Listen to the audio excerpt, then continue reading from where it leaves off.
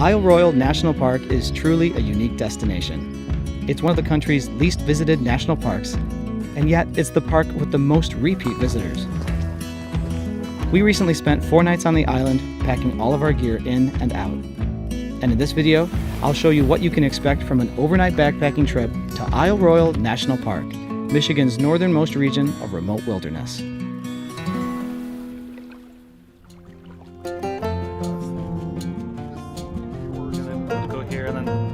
Isle Royale consists of a main island surrounded by hundreds of smaller islands in the northern region of Lake Superior.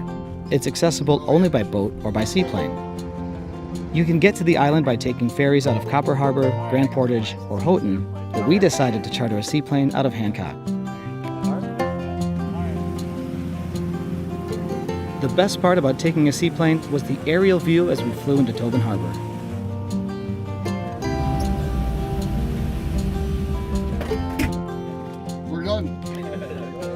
After a quick stop at the ranger station in Rock Harbor to discuss our trail plans and get our camping permits, we were on the trail bound for our first campsite. Isle Royale!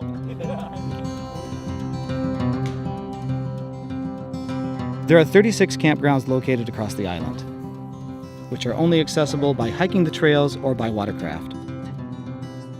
It's possible to visit for a day hike, but to truly enjoy the park's beauty, you'll need a backpack and a tent and a sense of adventure to explore the island's 165 miles of backcountry trails.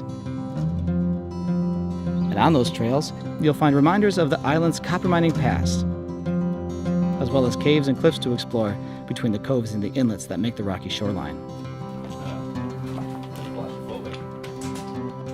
Wildlife on the island is abundant. One of the things Isle Royale is known for is its moose and wolf population. As of June 2019, there are 14 wolves and hundreds of moose. And it wasn't long before we saw a moose for ourselves, enjoying her lunch just offshore. We kept our distance and continued on the trail. Small mammals and birds are a common sight along the trails. It's not uncommon to spot a snowshoe hare or a fox or even a beaver along your journey. And at night, you can fall asleep to the sound of a loon call. And if you're really lucky, you might even hear the howl of a wolf.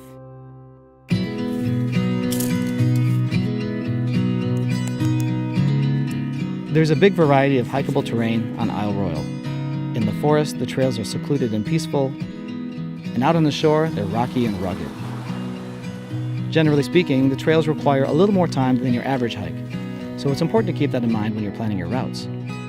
If the average backpacker travels 2.5 to 3 miles per hour, you can expect a slower 1.5 to 2 mile per hour pace on the rocky trails you find here. One of the big attractions of this national park is that its remote location has preserved its natural landscape. While Rock Harbor and Wendigo have lodges where you can enjoy hot meals and amenities like hot showers and flushing toilets, the rest of the island requires backcountry backpacking skills. Self-sufficiency is a must, and you need to pack for success and plan ahead. Thank you, Campsite 8. On one of the mornings of our trip, the day started off with an unexpected delay. A big bull moose was blocking our path. Under normal circumstances, it's important to stay on the trail and leave no trace, but after realizing the moose wasn't leaving anytime soon, we took a small detour off the path to get around him.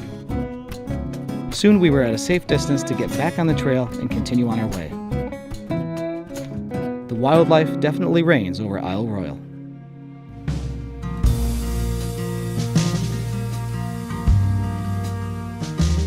At the end of the week, the plane touched down, we climbed aboard feeling refreshed, recharged, and full of great memories from our trip. Even though this was my second visit, each day was full of new experiences. 4 nights and 40 miles gives visitors only a small taste of what Isle Royale has to offer. And as the plane took off, we couldn't help but think about the next time we could get together and return to explore more of Isle Royale.